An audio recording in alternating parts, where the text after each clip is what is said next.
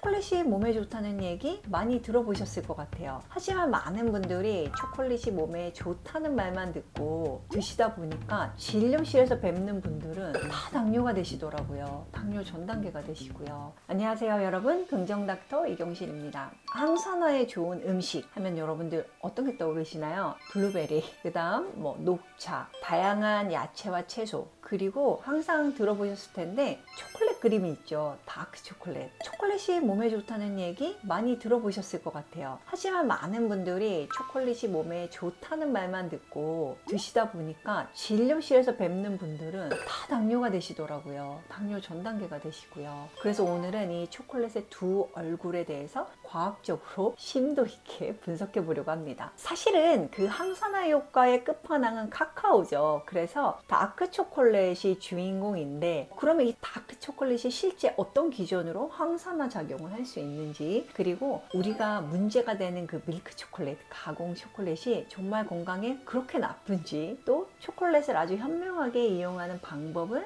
어떤 게 있는지 알아볼게요. 우선 초콜릿이 정말 항산화 효과가 있을까? 그 과학적 근거를 한번 살펴볼 건데요. 초콜릿, 특히 이 카카오 함량이 높은 다크 초콜릿이 주인공이죠. 다크 초콜릿은 폴리페놀이라고 하는 강력한 항산화제가 들어있습니다. 이 다양한 항산화 물질들을 묶어서 우리가 폴리페놀이라고 하는데요. 그 중에 플라바놀이라는 물질이 풍부합니다. 이 플라바놀이 혈관 건강과 뇌 기능을 보호하는데 아주 중요한 역할을 합니다. 플라바놀이 어떤 기능이 있냐? 일단 첫 번째, 산화 스트레스를 감소시킬 수 있어요. 흔히 말하는 활성산소, ROS라고 하죠. 이 활성산소를 중화시켜서 세포 손상을 방지하고 노화와 염증을 억제할 수 있습니다. 두 번째는 혈관 확장, 그래서 혈압 조절하는 능력이 생길 수 있는데요. 일산화질소, 흔히 산화질소라고 하는 NO라는 물질은 이 혈관을 확장시키는 역할을 할 수 있습니다. 혈관을 확장시키면 그로 인해서 혈압도 낮아질 수 있죠. 안정화가 될 수 있습니다. 그래서 심혈관 건강에 도움을 받으실 수 있고요.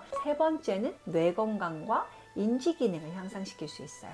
폴리바놀은 뇌혈류를 증가시키고 특히 BDNF, 뇌유래 신경영양인자라고 하는 물질을 촉진시켜서 기억력과 학습 능력을 개선하는 것으로 알려져 있습니다. 하지만 여기 중요한 포인트가 있어요. 이 모든 효과는 고농축 카카오에서만 나타난다는 사실입니다. 그러니까 설탕이나 우유가 들어있는 밀크 초콜릿, 또 가공 초콜릿은 오히려 반대의 효과가 나타날 수 있습니다. 그럼 이제 이 초콜릿의 어두운 면도 한번 살펴봐야겠죠. 밀크 초콜릿, 가공 초콜릿의 문제점입니다. 항산화 효과가 좋은 다크 초콜릿이 아닌 우리가 흔히 먹는 이 밀크 초콜릿, 단맛이 강한 초콜릿 간식들은 일단 폴리바놀 함량이 너무 낮아요. 초콜릿을 가공할 때 카카오 성분을 줄이고 설탕과 우유를 추가하는 과정이 있죠. 그러다 보니까 항산화 성분인 폴리바놀 함량이 크게 감소하고요. 그러니까 건강한 초콜릿이라고 알려있는 제품 사실상 항산화 효과가 거의 없다, 이렇게 이해하시면 됩니다. 두 번째는 혈당 스파이크입니다. 밀크 초콜릿이나 가당 초콜릿은 설탕이 아무래도 많이 들어있죠. 그러니까 혈당이 급격히 상승합니다. 급격한 혈당 상승 후에는 인슐린이 과다 분비되면서 혈당이 급격히 떨어지죠. 이 변동이 나중에 인슐린 저항성을 유발하고 당뇨병 위험도 높이고 지방간과 내장지방, 또 이전 다른 영상에서 알츠하이머 치매, 또 다른 형태의 당과 관련된 것이 다낭성 난소 증후군입니다. 물론 여자분들에게 있는 질병인데요. 이런 분들도 이 초콜릿은 가능하면 안 드시는 게 좋습니다. 그러니까 이 가공 초콜릿이요. 또 초콜릿 속의 설탕과 지방, 이게 도파민을 순간적으로 증가시킬 수 있거든요. 그래서 반복적인 도파민의 폭발이 뇌의 보상 시스템을 둔감하게 만듭니다. 더 달고 더 강한 자극을 원해요. 점점 더 많이 드시게 됩니다. 초콜릿 중에 정말 외국 초콜릿 간식들을 제가 먹어보니까 깨무는 순간 치아가 썩는 느낌이 드는 것들도 있더라고요. 그렇게 달달한 것도 있는데 그거를 한 통을 다 드시는 분도 있으니까 이거는 그 초콜릿이 몸에 좋을 리가 없겠죠. 그래서 어떻게 하면 초콜릿이 연구에 기반한 그 좋은 성분만 내가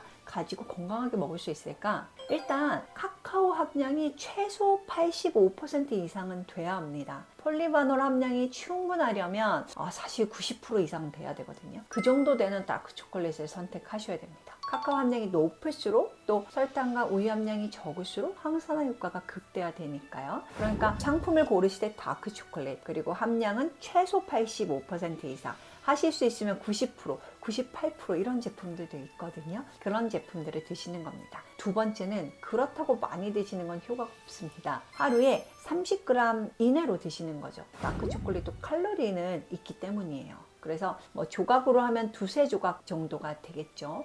이렇게 만약에 과다 섭취하면 이 자체로 칼로리에 문제가 있기 때문에 적게 드시면 좋겠습니다. 소량만 드시는 거죠. 세 번째는 단백질이나 좋은 지방과 함께 섭취하시는 게 좋은데요. 이게 이제 아무래도 초콜릿에서 오는 혈당 스파이크를 그나마 조금 더 줄이기 위해서 견과류, 아몬드나 호두, 다양한 견과류와 드시는 게 좋습니다. 요즘 제품들 중에는 하루 견과, 한줌 견과, 다양한 한 봉지 견과류가 있는데 딱 25g 들어있거든요. 거기에 다크 초콜릿이 몇 개 더 들어있는 제품들이 있어요. 이런 제품을 이용하셔도 좋습니다. 그리고 먹는 시간도 상당히 중요한데요. 아침보다는 오후에 드시는 걸 권유드립니다. 이게 다크 초콜릿이라 하더라도 여러분들이 카카오를 먹지 않는 이상은 가공이 된 거죠. 그래서 85% 다크 초콜릿도 혈당은 좀 올릴 수가 있어요. 그러니까 아침에 공복으로 드시기보다는 점심 이후나 오후 간식으로 섭취하는 게 적절합니다. 저는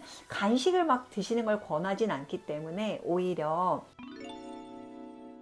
디저트나 후식 정도로 한 조각 이렇게 드시면 어떨까 싶습니다. 네, 오늘은 초콜릿 알고 먹으면 정말 건강에 좋습니다. 저도 하루에 요만한 크기의 다크 초콜릿 하나를 먹거든요. 그런 정도는 건강에도 도움되고 기분 전환도 되죠. 건강하게 초콜릿을 즐기고 싶다면 카카오 함량은 85% 이상, 하루에 가능하면은 10에서 20g, 그러니까 30g 이내로 좋은 지방과 함께 드시는 걸 권유드립니다. 오늘 초콜릿에 대해서 잘 알고 건강하게 활용하시기를 바라면서 오늘도 건강하고 긍정적인 하루 되세요. 감사합니다.